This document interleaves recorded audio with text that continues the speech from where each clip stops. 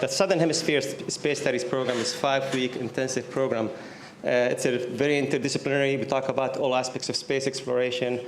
And as part of the program, actually, we'd like to share with the community and the locals some aspect of and knowledge about space.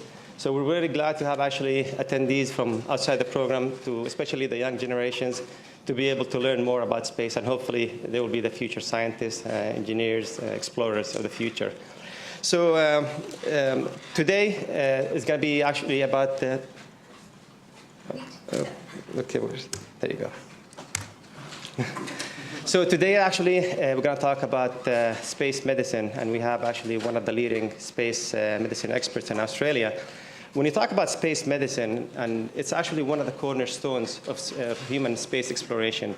In addition to technology, there's obviously vast issues and problem when exploring the space in terms of technological challenges.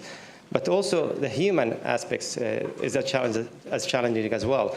We know, for example, now from years of research on International Space Station that the effects of human body, microgravity in terms of bones, muscles, visions, immunity, circulation, it's a big range. And also when we go further into different planets, the effects of cosmic radiation and psychology as well, it's very essential to talk about. So today I think it will be a very interesting talk. You guys, all of us will enjoy today. But before we start, I would like to acknowledge the Kaurna people, who are the traditional custodians of this land. We pay our respect to the elders, past and present, and extend that respect to other Aboriginal people right in this room today. So with this, I would like to welcome Dr. Gordon Piebel to the stadium here. Thank you very much.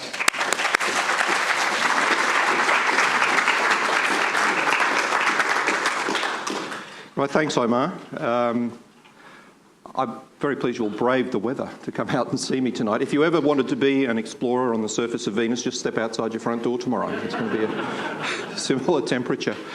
Look, I've been going to a lot of meetings over the last couple of years relating to the space industry, space in general, and I've been listening to a lot of talks by physicists and rocket scientists and astronomers and people who build satellites, and it's all fantastic. It's a very exciting time in our history here in Australia when it comes to space. But you know, I always felt like the only doctor in the room at a lot of these meetings, and I'm always heartened though when people start turning their minds towards human spaceflight, because that's where medicine comes in, that's where human factors comes in. And honestly, as good as all that other science is in space, I think there's nothing more inspiring for the population generally than the thought of human space exploration. Not robotics, human space exploration.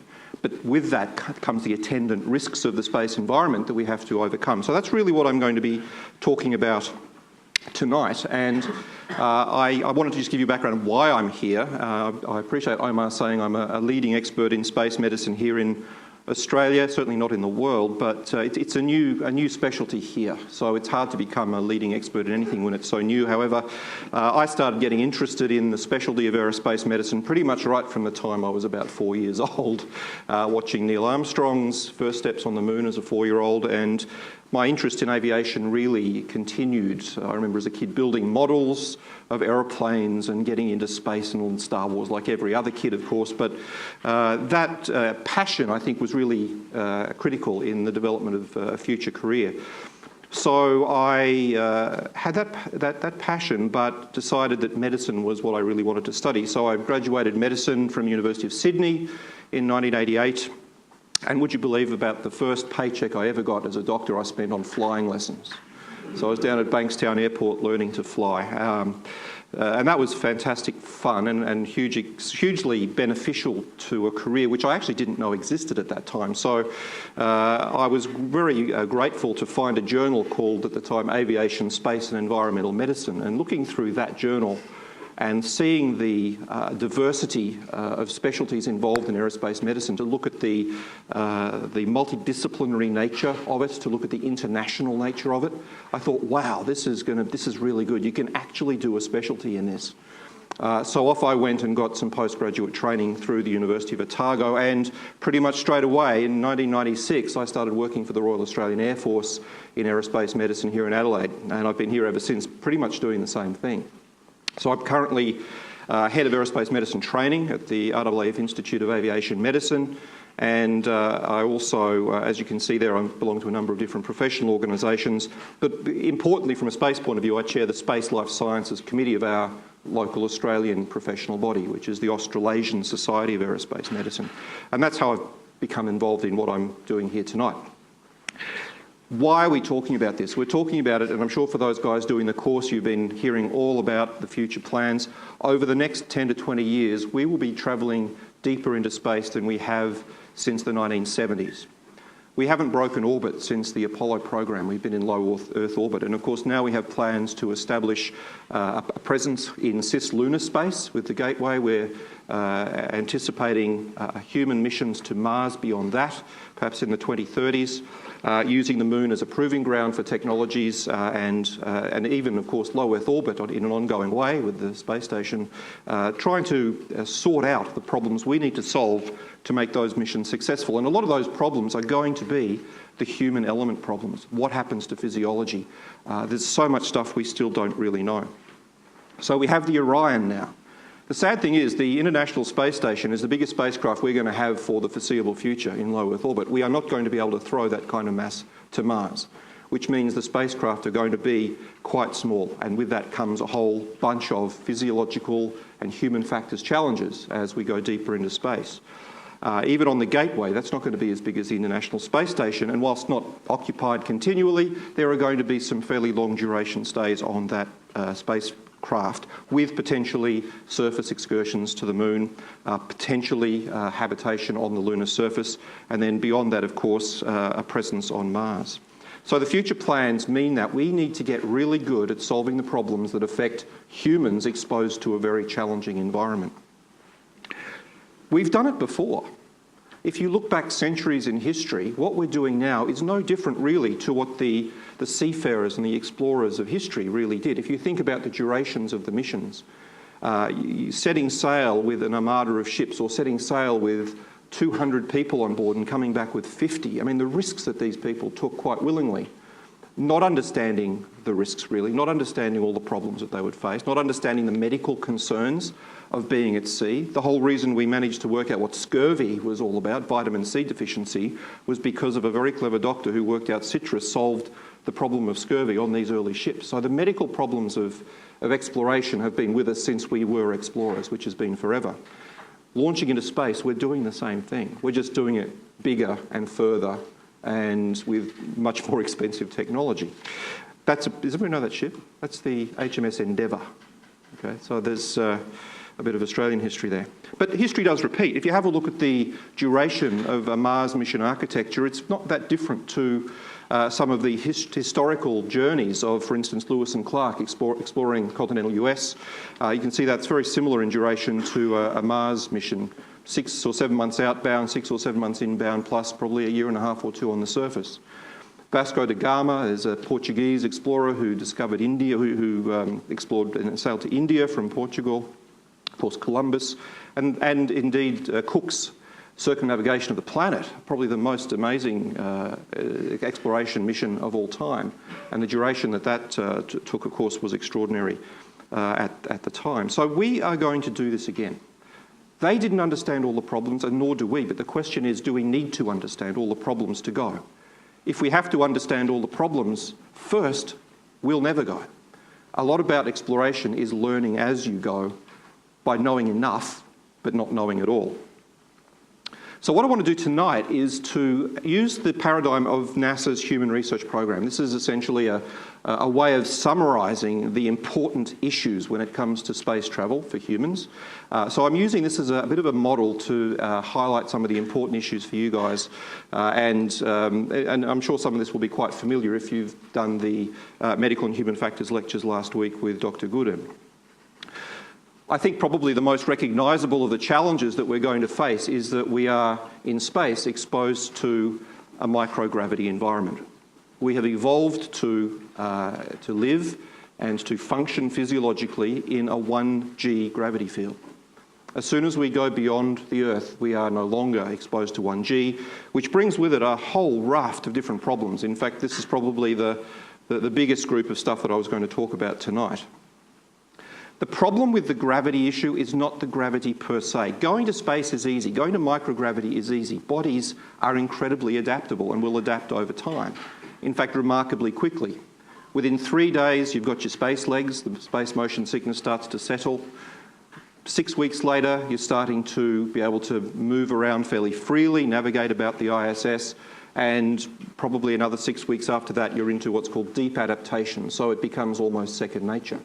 The good thing about going to space is that when you're de-adapted and you're not used to microgravity, if your gyros are toppled, if you're all upset in your balance, it doesn't matter because you can't fall. It hurts when you come back to Earth. Okay, 1G, that's when it matters. So it's the gravity transitions that are the problem. It's going from 1G to microgravity. It's going from microgravity to 1/6 gravity on the lunar surface. Or it's going from the microgravity environment of Mars transit to the surface at 0.38 of a G. And then having to go to, again, microgravity for 6 or 7 months before coming back to 1G. The adaptation will occur in each of those environments. It's the transitions that are the problem. Transitions of the cardiovascular system, of the balance system, and of course the problems that occur with muscle and bone we're going to talk about as well. A lot of these problems we've actually got good countermeasures for already, and they aren't so big a problem anymore. One of the biggest issues we thought originally was going to be the fluid shift that occurs in microgravity. As soon as you leave 1G, there's nothing holding all that fluid in your body down in your legs, and it moves up towards your head, which means there's a fullness in your head, which means that your kidneys start putting out more fluid to try and offload some of that volume to reduce your blood pressure. With adaptation, the reflexes that people normally have that maintain blood pressure in a 1G environment, they become deconditioned. It's the old problem, if you don't use it, you lose it. And the body doesn't need to maintain its postural blood pressure integrity in space like it does on Earth. The fact that you can get up out of the chair right now and walk to the door without passing out is thanks to these reflexes that will keep your blood pressure up as soon as you stand. But you lose that in microgravity. Of course, you lose heart muscle, or the heart muscle becomes thinner and loses its ability to pump as effectively.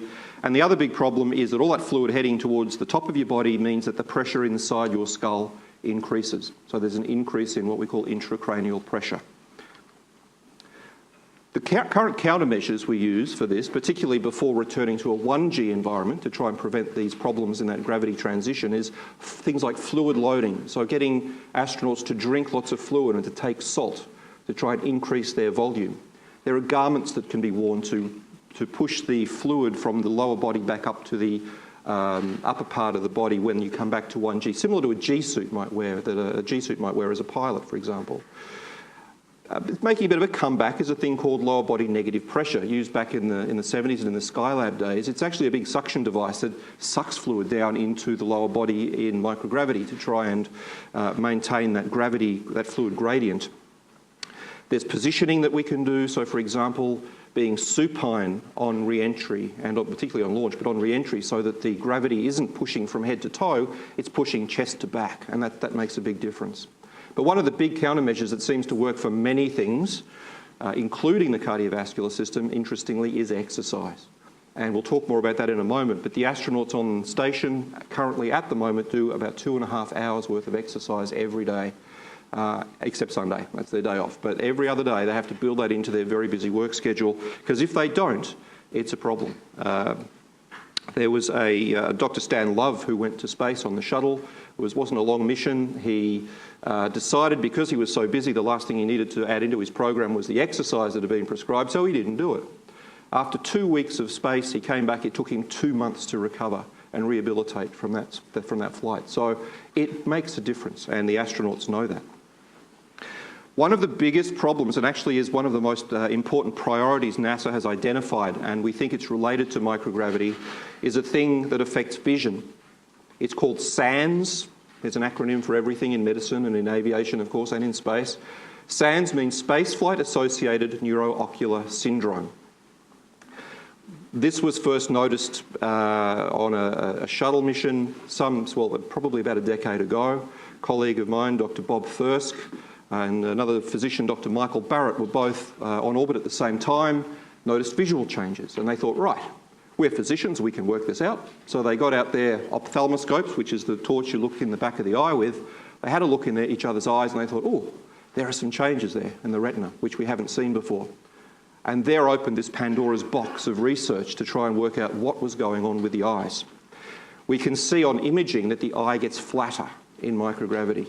And that probably explains this loss of near vision that the astronauts complain of. And in fact, they take with them to orbit anticipatory glasses, they call them. So they take glasses with them anticipating the fact that their vision is going to be changed. But with further investigation, we found that it's not just the flattening. There are changes in the retina itself. There are changes in the nerve from the back of the eye. It's changing its shape. It's kinking. There is swelling of the nerve as it comes into the eyeball. And the reason for this is really poorly understood at this stage. So there's lots more research to be done, but it's considered to be one of the showstoppers. What's the point of going to Mars if you can't see when you get there? So we need to solve this problem. Balance and posture is probably the problem that we have the least countermeasures for. When you go to space and you aren't in a 1G environment anymore, your balance system switches off. The gravity sensors, called the otolith organs in the inner ear, don't respond to anything anymore. To gravity anymore. All they respond to is linear movement, backwards and forwards, up and down. And it creates a big disconnect between what the balance system's telling the brain and what the eyes are telling the brain. And that leads to space motion sickness, which is usually worst in the first 72 hours, and then it generally settles down after that. About a third of people have really bad sickness. A third say it's moderate, doesn't impair them too badly, and a third say, well, don't admit to getting it at all. So you don't really know if that's true. But this is the balance system saying, hey, we don't have gravity anymore. What are we trying to tell the brain? And it's very confusing. There's been about 20% of shuttle landings that have missed the mark in terms of accuracy. The shuttle had auto-land systems on it. The pilot usually chose to land manually. But if you look at the landing pattern of the shuttle, about 20% of flights were outside of what would be considered ideal parameters. And it was largely due to the fact that the pilot's balance system, coming back to 1G, is not ideally suited to landing a space vehicle. It affects balance, it affects your vision. And if I play this video, this isn't a video of Drew Feustel, who came back to Earth from the ISS after spending 200 days there. I just want you to watch him walking. This is on YouTube. It's a public video. This is essentially immediately upon landing. He was being tested in his gait. This is an absolutely normal vestibular system struggling to readapt to 1G, having been in microgravity for 200 days. Now, what happens when we go to Mars? What happens when you've been in microgravity for 6 months and you have to get out of the space vehicle? What happens if you have to manually land the vehicle in an emergency and your balance system is off? These are the problems that are currently being looked at. We don't know the answers to a lot of this stuff. We think exercise helps, we think training helps in terms of desensitising the vestibular system, but there's lots more work to do. We all know that if you don't use it, you lose it. Muscles waste in microgravity. You can lose up to 20% of your muscle fibre thickness. They atrophy is the word in medicine. And they can sometimes actually change the type of fibre, how they twitch, how they respond when they move, which means that your strength is less. You get tired more easily. And to be honest with you, all of 12 people have walked in 1/6 gravity. We know we can walk on the moon, but what happens when we're there for a long time? How much exercise do we have to do in 1/6 gravity to keep bones and muscles strong? We know what to do in microgravity. We've been doing that on the ISS for a long time. But we have absolutely no idea of how much lunar regolith we have to lift every day to keep our muscles strong, and what the exercise prescription is going to be. We do know that pre-flight conditioning is really important, though. Bulking up before you go does help offset some of these muscle changes. Bones lose strength. Bones lose mineral density, very similar to the medical condition called osteoporosis that we see on Earth. So research into this in astronauts is going to help us treat clinically populations of people on Earth and potentially prevent a lot of disability and morbidity. You can lose, if you don't exercise, you can lose about 1.5% of your bone density per month, and it's the load-bearing bones, as it is with load-bearing muscles. The anti-gravity muscles waste, and it's the load-bearing bones in the lower body predominantly and lower back that lose density. And the problem with that, of course, it can lead to a risk of fractures. When we start ambulating on planetary surfaces, we're not just floating around on orbit doing an EVA. There is the potential for trauma. There's trips and falls and other sources of trauma that might affect astronauts. And all that mineral that's washing out of your bones has to go somewhere. Guess where it goes? To your kidneys. And there is a high risk of forming renal stones, and we need ways to mitigate and treat that, months and months from Earth. So that needs to be really well trained in terms of how you deal with that. So microgravity, very complex issue, lots of considerations from a medical point of view, some of which we have good countermeasures for, like exercise and fluids. Balance, for example, we have at this point not a lot to go on. So there's a lot of research going on in that field. The second hazard that the Human Research Program identifies is isolation and confinement. And this is largely a psychological and a behavioural health issue. What happens to the human mind and body when you lock it away in a tight environment for months at a time with limited external cues or contacts or stimulus from a world that normally gives the brain a lot of feedback on how you're going, in a tight environment with other crew members, which of course introduces the problem of team cohesion, team bonding, interpersonal relationships. There is the problem of sleeping in tight environments. The quality and quantity of sleep for most astronauts is much poorer than what they get on Earth. How is that going to affect missions of longer duration? Just somebody getting up to go to the bathroom on the Orion is going to wake up everybody else on the spacecraft. So it's going to be a problem that we have to think about in terms of performance. How is that going to affect cognitive performance?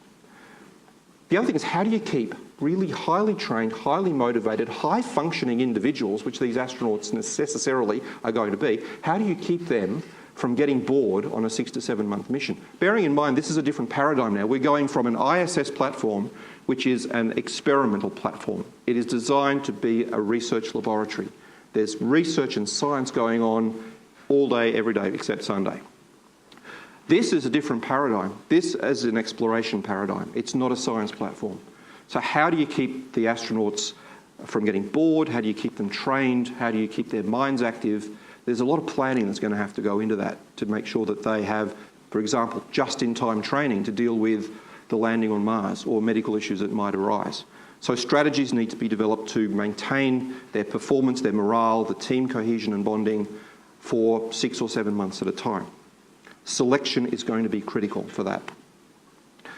In terms of mitigating it, other things that we can do, training, as I said earlier on, making sure the expectations are there, they know what they're getting themselves in for. Once they break orbit, trans-Mars injection, they're going to Mars. There's no turning around, oh, I don't want to go anymore and turn around. That doesn't happen. So they have to be built, that expectation has to be built in with training. We need to monitor their performance. Monitoring diaries, they diarise constantly, but also monitoring other behavioural parameters to monitor for things like depression that might be creeping in or other mood disturbances. Scheduling work appropriately. Should they schedule their own work or should they have really tightly scheduled routines as they do now? Most of the astronauts who come back from ISS, I think, and if Paolo's here, I'm not sure he is, but I think a lot of them do say they would like more autonomy in what they do. And that work scheduling autonomy might give them a feeling of self-determination. And also addressing sleep on the station, on the spacecraft. How do you get good quality and quantity of sleep? When you go to beyond Earth orbit, there's no night and day. It's just sunlight constantly. Even on orbit on the station, you've got 16 sunrises and sunsets every day. From a circadian rhythm point of view, that is really disruptive. And trying to promote sleep is looking at sleep hygiene, but also, for example, the appropriate correct medications that might be used that don't impair performance in an emergency. The spacecraft is necessarily a closed environment, and a lot of space environments are also hostile. Why is it closed? Because the space environment is going to kill you if you are exposed to it. We need to take everything with us. A spacecraft needs to have life support. It needs to give us air, it needs to give us water, it needs to deal with waste, human and otherwise, and it needs to be able to provide us with food. Now, at the moment, pretty much everything is resupplied to a closed, with not an exactly closed system, the ISS, but it's getting there. But the idea is we are going to have to recycle everything to make this work. We're pretty good at it now, but we've got to get even better. We have to be able to recycle pretty much all the water that we need. We need to recycle all the air that we need until such time as we get to a planet, Mars, for example, where we can use in situ resource utilisation to, for example, use the surface water of Mars to generate some of this stuff. But it does raise the issue of, how do you keep food fresh? How do you store it? Can you produce food yourself? Maintaining comfortable temperature in the spacecraft, in the hostile temperatures of space. Maintaining an adequate pressure in the spacecraft so that there is no risk of decompression illness. Managing light levels and managing wavelengths of light to offset the problem that you and I will know about with your iPhones. If you look at your iPhones late in the day and it's giving off that blue light, it's telling the brain it's time to wake up. Okay, so managing the wavelengths of light using LED lighting is an important strategy in trying to manage the sleep cycles in this very, very closed environment. These spacecraft are noisy machines. The life support systems themselves generate a lot of noise. So keeping ambient noise levels at acceptable levels is going to be important from a hearing protection point of view, but also a comfort point of view and a sleep point of view. And as I mentioned earlier, the amount of mass we can throw to Mars is going to be relatively small. The habitable space is going to be much smaller than what we have now. But what is the minimum required habitable space that a human being can tolerate? There's research going on about that at the moment. There's no maximum specified, by the way. The bigger the better, but small, tight spaces. We know humans can adapt to that. We know that the seafarers of years past confined to small spaces on ships and so on. We can do it. But the question is, we've never done it like this in space with all the other additive challenges. In a closed environment, there are other hostile things to consider and threats. Just simply the use of, for example, tools on a planetary surface. If you're a geologist and you're off doing geology on the surface of Mars, and you're using tools and you're lifting things and you're moving things, you're constructing things, there is a potential for injury, for trauma just in that. For puncturing a spacesuit, if it happens to be a pressurised spacesuit, there is a threat. You lose your breathable atmosphere. But there are other threats as well. There's no resupply possible. It's this closed environment. And within that closed environment, unfortunately, bacteria and other bugs like to have a bit of a party. They really have a field day. The environment starts off being sterile. The bugs come from us. We all have our own microbiome. We have bugs living on us, and we need them, and we take them to space with us. The problem is, what happens if they become pathogenic? What happens if they change their pathogenicity because of, for example, radiation? We know there are changes in bacterial cell walls as a result of spaceflight. We know they become slightly more pathogenic because of that. They become more resistant to treatments. Along with that, to make matters worse, the human immune system is suppressed by space for a number of different reasons. Stress and stress levels, hormones related to stress, for example, are a factor involved there, cortisol. But immunity is probably changing for other reasons as well that we don't really understand. But the number of the set of immune cells in your body that fight infection, called T cells, decrease. Your antibody-related immunity decreases as well, and we can measure an increase in viral reactivation. For example, the herpes virus becomes more active. It doesn't necessarily cause disease, but we can measure that the viral load increases in astronauts because of this immune suppression. So here we have a potential for bacteria to be a problem because they're more pathogenic, and the human immune system is being suppressed because we are going deeper into space and we're subjected to these environments. And then there's the other environmental threat of contaminants aboard the spacecraft. The worst possible scenario for any spacefarer would be fire and smoke on the spacecraft. But there are other contaminants, volatile substances that evolve from the surfaces of things within the spacecraft, which can cause a problem for human health. On the lunar surface, lunar regolith is becoming a fairly hot topic for discussion. What happens if you breathe in lunar dust? We need to mitigate that. Now, closed environments, we can monitor them. We can do swabbing. We can look for bacteria. We can monitor the environment. We can measure levels of carbon dioxide in the environment. We can measure radiation. We can do all that stuff and try and keep things within a safe limit. We can try and make, as much as possible, the environment a closed loop so that the food you grow is the vegetation that produces the oxygen that you breathe, and that the water cycle is all self-contained within that environment to manufacture the atmosphere, manufacture the water, and give you the food as well. So there's lots of work going on in that regard. The lighting I talked about in terms of fatigue management, but the closed-loop life support would mitigate the problems of no resupply. But we've tried this before on Earth, and it didn't work. Some of you may recognise biosphere. Many years ago, this was tried in the US. They locked a bunch of people, I think 8 people away, and the plan was to lock them away for at least a year, probably 2, in this closed habitat which had its own ecosystems within it of savanna and ocean and desert and water ecosystems and animals and insects, and they tried to make it entirely self-contained, living off the land, as it were, in this environment. All the oxygen that you would generate would be generated from within that system. But the oxygen levels plummeted. The carbon dioxide levels built up. All the bees died immediately, so there was no pollination of the plants that they needed. Contaminants started to cause a problem in the breathable atmosphere. And just to make matters worse, the occupants of the biosphere, after several months, just wanted to kill each other. They divided into 2 camps, and there was this huge dispute, so from a human factors point of view, it didn't work out either. Psychologically, that was a disaster. So can we do it in space, is the question. Can we do it on the way to Mars, or can we do it on Mars? Distance is the 4th issue. We are going further than we ever have before, as I said. If you have a look at the distance to the ISS, it's only 400 kilometres. It's less than here to Melbourne, right?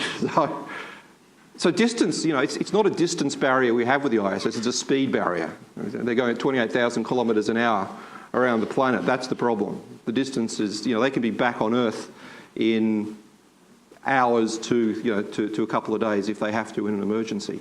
But the further you go, that isn't going to be possible. The moon is 384,000 kilometres away, 3 days' journey at least.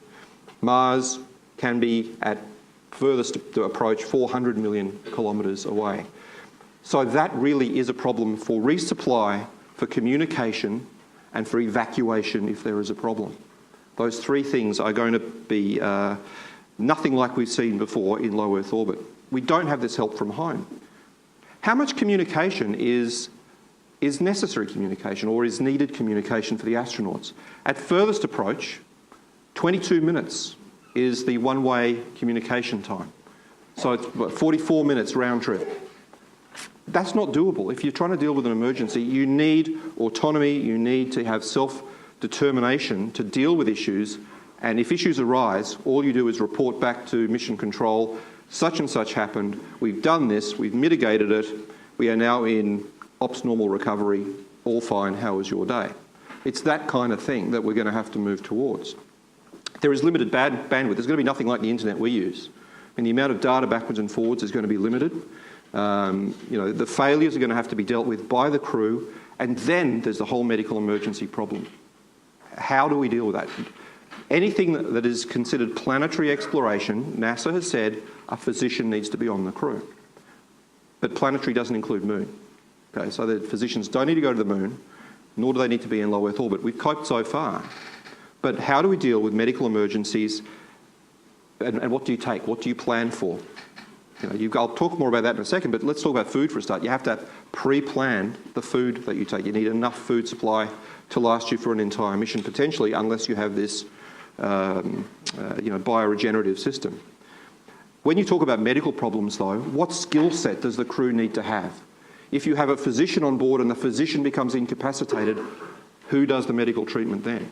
So they need to be multi-skilled, and all the crew need to be trained to some extent in medical techniques and procedures. What equipment do you take? You can't take everything. So what you need to do is look at the things that could possibly happen, the most likely things that will happen, based on our current knowledge, based on spaceflight to date. What are the medical conditions that we've seen on the ISS, for example? They're the things that we're likely to see again, knowing that we screen people really tightly, that they're really healthy to start with, but it doesn't mean to say that things can't crop up. I'm sure you're all aware of the Fred Hayes story on Apollo 13. Fred Hayes, on the way back, apart from having to deal with an exploded spacecraft and barely breathable atmosphere, he developed a urinary tract infection. And that was for many reasons, but he became incredibly unwell, and one of the big problems with spaceflight, one of the risks that we need to mitigate against is sepsis, is infection. The problem was the 2 different antibiotics were carried on Apollo 13. The bug was not sensitive to either of those antibiotics. You can't take everything with you, so what do you take? What do you take? Autonomous systems might help, so having artificial intelligence, for example, to assist in diagnosis could be one strategy, but self-sufficiency is going to be the key. One of the other problems we have is if we do send medication to space, we know that radiation probably affects the half-life, the shelf life of the drugs. So what do you send? How long is it going to last? If you send a drug to space, is it going to last 3 years until you come back? We don't have the answers to that yet necessarily. Finally, I think probably one of the other most common things that people are very well aware of in the space environment is radiation. As soon as you go beyond the Earth's magnetic field, radiation is very different. It's more damaging. We think of it as being different. We think of it as being damaging. What it is actually universe situation normal. The Earth is a protective bunker. The whole universe is bathed in radiation. We're just protected because we've got this wonderful planet with an atmosphere and a magnetic field that protects us from this radiation. But as soon as we go beyond that, we are exposed to what the rest of the universe calls normal. We have solar radiation coming at us all the time, largely protons, some alpha particles. The problem with solar radiation is the solar particle event, where there can be a dramatic increase in the flux of radiation coming from the sun, to the extent it might cause acute illness in astronauts. But beyond that, there is the constant, ubiquitous background galactic cosmic radiation, GCR, X-rays and gamma rays, but there is the particle radiation, which is there as well. High energy, and high mass, it's called HZE particles, high atomic mass, high energy particles, travelling close to the speed of light with atomic masses up to and including uranium. That has a very large impact when it hits a macromolecule in your body, and that has damaging effects which we need to mitigate. Low Earth orbit, not too bad. We're still within the magnetic field. As soon as we break out of that and go to the moon, we've probably got about double what the astronauts on the ISS would expect. In deep space, beyond a planet, it's probably at least 3 or 4 times what the ISS currently experiences. Mars, interestingly, is not as bad as you'd think. The planet itself gives you some shielding because of the bulk of the planet. You only get GCR coming at you from one direction instead of multiple directions. And of course, the planet, the regolith, can be used to dig into and to protect us using 2 or 3 metres of massive rock between the astronauts and space. But cancer is a real risk with all of this. There is also a concern about central nervous system degeneration and whether that might lead to subtle cognitive and performance decrements in the crews on their way to Mars in deep space. Similar to what you might see, for example, in dementia. It's that sort of syndrome. I'll come back to the reproductive risk. Cardiovascular risk, there is some evidence that the inside of blood vessels are damaged by radiation. Cataracts in the eye, an opacity of your lens, is a well-recognised complication and occupational risk of astronauts. And if a solar particle event occurs, that can be fatal with acute radiation sickness. The reproductive risk I just threw up there because if we are truly serious about colonising somewhere like Mars in the longer term, and we're not just fly in, fly out crews, if we're actually going to stay and reproduce, we need to sort that, and we haven't. There have been some animal experiments on orbit looking at self-fertilizations and how embryos develop in different animal models, but we have zero information about what happens in terms of human reproduction, embryo development, childhood development. But I think it's well recognised that if children are born in this environment, that they will adapt and they will be adapted to the environment into which they are born, and that will be an evolutionary process. So human biology and physiology will change because of that adaptation. For the rocket scientists in the room, can you please invent propulsion systems that get us places quicker? Right. That is going to solve a bunch of these problems. If we can get there quick, we aren't exposed to the same amount of radiation. We aren't exposed to microgravity for as long, all that kind of stuff. So propulsion is really important, but we need to monitor radiation levels. We do that now. There's designs for creating magnetic fields around spacecraft, creating its own little geomagnetic field. There are certain substances which we know if we put around the astronauts in a protective way, around the habitat, can protect them. For example, water is a really good one. Building shelters underground. If you do a mission to Mars, chances are that's only going to be your one and only mission because you will have exceeded your dose for your life in terms of radiation. So career exposures, and there are some research projects going on looking at drugs in treating and mitigating radiation. There are no magic bullet drugs that exist currently, but they're looking at things like antioxidants for that purpose. I'm going to finish up and allow questions in a second, but I just want to come back to this thought about history repeating. This is always a vexed slide to put up because it unfortunately changes fairly frequently, but the current oldest person in the world is a Japanese woman by the name of Kane Tanaka, who was born in 1903. The same year the Wright brothers first flew at Kitty Hawk.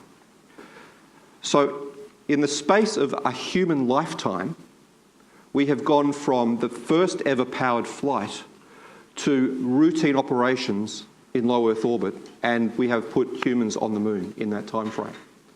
That's really extraordinary when you think about it, in one human lifetime. In Cook's day, it took 7 months to sail from England to Australia.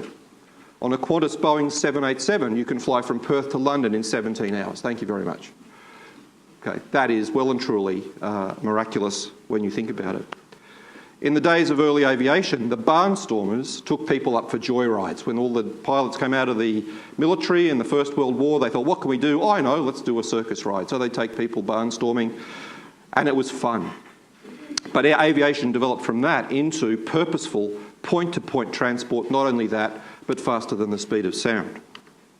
Can I suggest to you that the current wave of commercial operations, SpaceX, Blue Origin, the suborbital flights which are barnstorming at the moment, how long is it going to take before that becomes purposeful point-to-point transport, where we actually fly from one side of the planet to the other, according to Elon Musk, in under an hour? And I would also say to you, in how many human lifetimes will it take us to go from our current exploratory ambitions to the Moon and Mars, hopefully to other planets within the solar system, perhaps becoming an interplanetary species? How long will it take us to become an interstellar species? That's the notional design of a faster-than-light vehicle, which some of you may have seen, Alcubierre Drive or something. He's a South African gentleman who's been looking at the physics of it. So will that come to fruition? I really don't know. But here is something I just wanted to leave you with. I wrote this a little while ago, and I think it's just telling, I think, that humans are explorers. We need to go. We can't just send robots. There is something essential in our DNA. There's something essential in the experiential nature of exploring and exploration, the things that we discover. And I think from certainly all the astronauts that I've spoken to, and Paolo is probably no different, you come back with a change in perception. You come back with a changed worldview. It's called the overview effect. You look at the planet and humanity a little bit different when you see where we sit in the greater scheme of the universe. And I think we learn more about ourselves by space exploration than we learn about the Moon or Mars or anywhere else for that matter. And that might be the only thing that actually wakes us up and saves us from ourselves in the longer term. And with that, ladies and gentlemen, I'm going to leave you and take any questions. Thank you.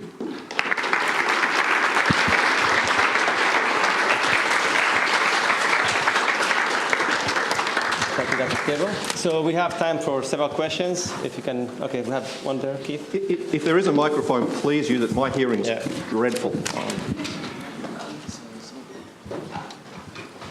In 2001, A Space Odyssey, we had that lovely vision of the astronaut running around the inside of the big circular space station in order to get some exercise.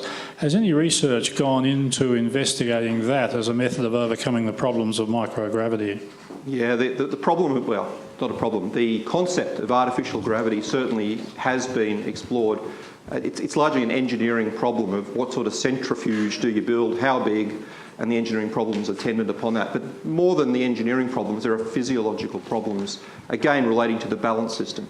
Yes, you can build a space station. In fact, if you do the math on that very space station and work out the rate of rotation based on the film, the amount of gravity, it's about 800 metres across if you do the calculations, and it's about 1 G at the perimeter.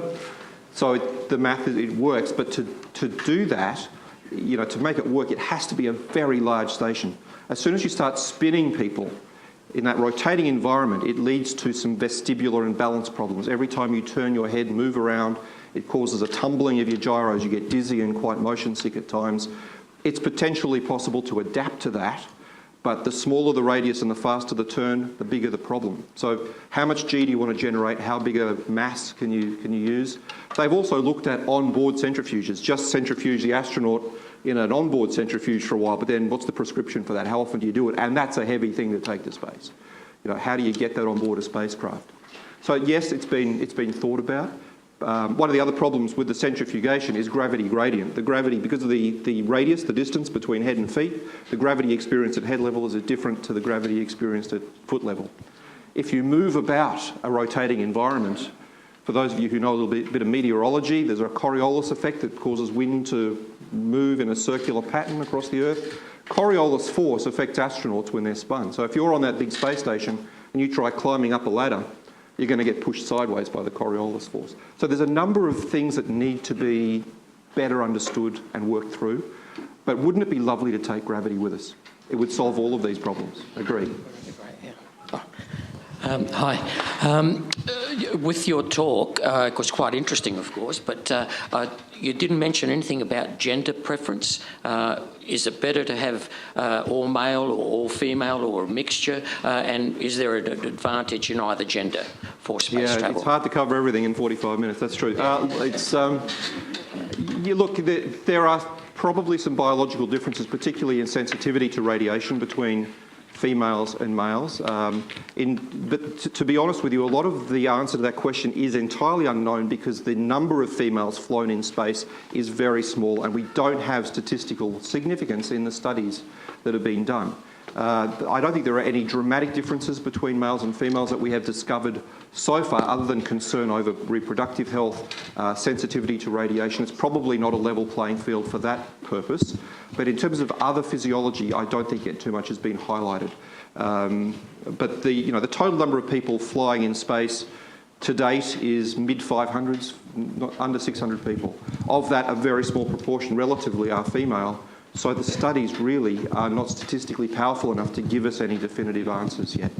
It's going to be one of those things that I think we're going to learn by doing. But there has always been a predominance of males in the astronaut corps over females. So it's going to be a hard question to answer, but a really good one. And if we're going to colonise and we're going to reproduce, it's an essential question to answer, obviously. Yeah, is there any shielding technology that is in use to prevent cancer and other effects of radiation in space that's in use to, in any ways that astronauts generally try to avoid harmful contact with the radiation? Yeah, I mean, a certain amount of shielding is provided by structure. So the space station, the spacecraft, just by virtue of the fact you are inside something, protects to a certain extent, but it comes with a downside in that these highly ionised particles, when they hit structure, they generate secondary radiation, which is neutrons, which are just as bad. Okay, and they can do damage to you as well.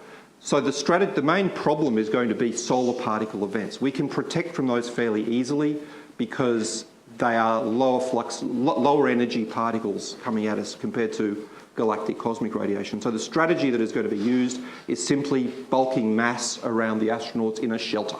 So it's like going in a bomb shelter, okay? If there's a solar particle event, they're going to bury themselves in the centre of the Orion spacecraft, cover themselves with lots of stuff, probably as much water as they can muster, and that's going to be the protection. That's pretty much all we've got. If you've seen some of the notional designs for Mars architecture spacecraft, you might have seen the Lockheed Martin design of Mars Base Camp, for example. The habitat on that spacecraft is surrounded by the fuel cells. Anything that contains a lot of hydrogen, and of course water contains a lot of hydrogen, but hydrogen is a good protector against radiation. So it's using stuff and putting it around is the only strategy at this point. Doctor, thank you for an excellent talk. My question to you, it's kind of two parts. One, when you're talking about intracranial pressure, does that mean astronauts are at a high risk of stroke and aneurysm? And the other, could you comment further about inhaling lunar regolith? Because my understanding, those particles are quite sharp and could be potentially quite dangerous. Yeah, okay. First part of your question, stroke, no, unless there is any demonstrated vascular problems arising from radiation, but the intracranial pressure is outside the blood vessel. So we're talking about the fluid around the brain that bathes the brain, not the blood pressure per se in the vessel. So stroke and dilatation such as aneurysms, not a problem. But the pressure around the brain could potentially be a problem because we think it's causing some issues pressing on the eyes and leading to this spaceflight associated neuroocular syndrome. The second question was relating to... that's right, regolith. Yes, it's nasty stuff. It floats, because of the radiation, it ionises and it repels electrostatically, so it floats off the surface up to about this sort of height. It sticks to everything, and it is sharp. It's corrosive. It erodes through anything that you need to have tightly fitting as a seal, and of course that's pretty much every life support system we've ever invented. It's going to erode all that away very quickly. It coats solar panels, degrades their pores. So it does a bunch of stuff, but the concern is what happens if you inhale it. There's a big occupational medicine risk here. I think it's very similar to the problem that we had many years ago with coal miners. Coal miners' lung, inhaling silica dust, which led to a whole bunch of fibrosis in lungs and pulmonary disease.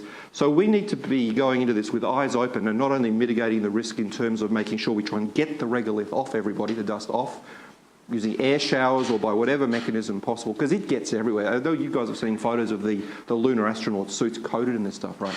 So it would get in the LEM. It's got potential to get in whatever lander we send up there in the future. But we need to do biological monitoring. So we need to be pulmonary function testing of astronauts and making sure that they're fit before they go. They're monitored while they're there. We do environmental monitoring of the atmosphere to make sure that dust particulate concentrations are lower than whatever's deemed acceptable, and then clearly screening the astronauts when they come back. So it's going to be a surveillance program and making sure that we monitor their lung function whilst they're there, because we are going to be exposed to it for much longer than we ever have before. The Apollo missions were camping trips by comparison to what we want to do. And we've had such limited experience with that, so we will learn as we go. Yes. Oh, sorry. With sleep habits, has anything of significance been learned from people living in polar regions where they get, say, 3 or 4 months of daylight and then 3 or 4 months of darkness? Yeah, absolutely, yeah. The closest analogue we have to spaceflight on Earth is probably the Antarctic and polar regions. There are other analogues which aren't too bad. We use submarines, we use oil rigs, but the Australian Antarctic Division, for example, has been working in conjunction with NASA for a long time doing collaborative work. And wintering over in Antarctica is analogous to being on Mars. You may as well be on Mars. You can't get home. You are stuck there. And the light-dark cycle, clearly the circadian cycle, is completely disrupted. So there are universities that have done collaborative research with NASA, with Australian Antarctic Division and NASA, in fact, studying fatigue and circadian rhythms in Antarctic expeditioners wintering over. So, and it's not just the light-dark thing, but it's also about the confinement, about the work schedules, the stress of being confined and so on, which can disrupt sleep. There's a whole bunch of different strategies and factors that have been explored there. So, yes, the answer to that is definitely. Has methodologies been identified by looking at the way these people live? Well, look, the way to mitigate it is really to try and use the internal lighting. And again, wavelength of lighting is important. So using blue wavelengths in the morning or at the beginning of a workday, redder wavelengths at night to promote sleep. Education about sleep hygiene, use of medications if appropriate. There's a number of things that we can look at, trying to get comfortable quarters and dark quarters and mitigate things, use relaxation techniques and so on. The Antarctic Division is currently using, trialling some software called the Virtual Space Station, which is a way of using virtual reality to do mental health monitoring of people wintering over in Antarctica. So there's a lot of strategies using those sort of psychological techniques that are being looked at, and they will have huge importance when it comes to space operations. Yeah. Hi, Gordon. Hi. Thanks for your presentation. It was very enjoyable. You've also scared me from going into space. Yeah, I know. I don't want to. Can you tell us about some physiological benefits of space travel? What makes us superhuman by travelling in space? Well, there was a theory that going to space might have a beneficial effect on the ageing process. So what do? They sent John Glenn back to space as an old spacefarer, and they wanted to see what the effect of spaceflight was on an age. Well, he wasn't really that aged, was he? I think he was 70-something. He was a very fit man still, and he went to space, and the NASA medical researchers prodded and poked him like a lab rat when they got him back. And they found absolutely no difference. You cope with it like a 40-year-old. So, look, the benefits of spaceflight. I'm hard-pressed to think of one off the top of my head for an individual. I think, though, as a population, the benefits are going to come from what we learn about physiology, not so much about what it does to our physiology. It's the translational medicine of what we learn on orbit or in space, and how that then can be used to the benefit of human populations. I used the example of osteoporosis, for example. How we mitigate bone loss in astronauts will help us treat patients on Earth. How we treat vestibular problems, balance problems in astronauts. How we assess their a thing called proprioception, your ability to pick where your joints are in space, which, as you can imagine, when there's no gravity, gets totally messed up. If we can understand that process better and mitigate that, we can, again, treat people with balance disorders and Parkinson's disease and other problems here on Earth. The things that we learn about telemedicine and remote medical care and autonomous medical systems can be used to treat people stuck in remote environments, rural environments, and improve their health. So there are a number of benefits, I think, for a population as a whole rather than individuals.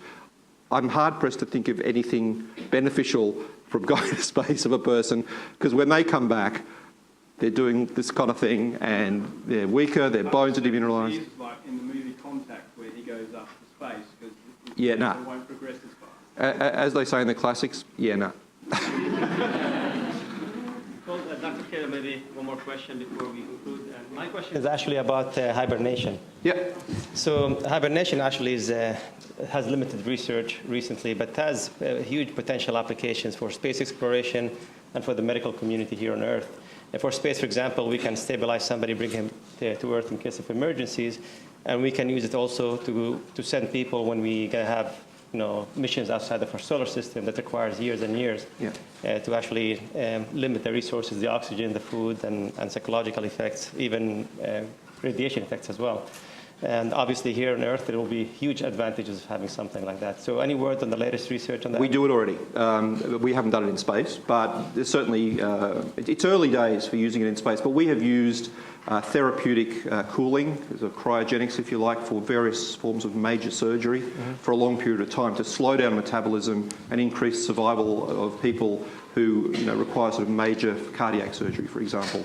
By cooling the body, it slows down their physiological responses to that trauma. So we've been doing it here for a long period of time, but how can it be applied to space? It's very early days. Right. But it would probably come down to a cooling technique of the body, slowing the body right down into a very, very deep state of, as you say, hibernation. Yeah. And perhaps we can learn from other animals that hibernate the best techniques to do that. But really, I think the technology is very much in its infancy at this point. Thank you. And I think one more question there. And, is it a possible hazard or anything, and if so, is there a way to stop it, of pieces of shrapnel and stuff spinning around the Earth and possibly hitting it and ripping a hole through it? That's a good question. The space debris problem. It's only getting worse, isn't it? I just hope someday it doesn't trap us on the surface of our own planet. But it's not really a medical problem, but it is a threat. It's a risk of the space environment. From a physiological point of view, the risk of that to the astronauts is a sudden loss of their breathable atmosphere. So a sudden catastrophic decompression of a spacecraft or the space station, which means that they wouldn't have enough oxygen to breathe, they wouldn't have enough pressure in the spacecraft to keep them alive. And I'm here to tell you guys, if you ever want to be exposed to altitudes above 63,000 feet, that's all it has to be, 63,000 feet, no higher, don't do it, because your blood will boil. Okay, your blood will boil. The pressure is so low at even 63,000 feet that water vaporises inside your body and starts to boil spontaneously. Never mind about actually hard vacuum. So I don't know how to fix the debris problem. Elon Musk's got some ideas, I hear. But I'm certainly happy to think about how we mitigate the risk to astronauts. But when you've got two things coming together at 28,000 kilometres an hour, it's going to punch a hole. I don't think there's much you can do about that.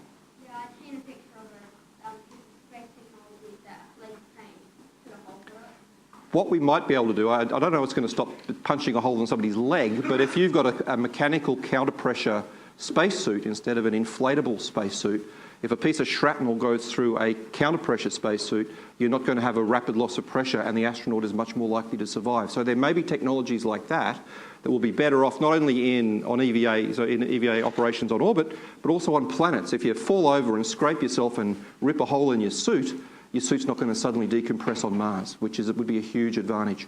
So the mechanical counter-pressure versus the inflatable big balloon suits, that is something that we're looking at as well. This is all the time we have this evening. We'd like to thank Dr. Cable one more time, please.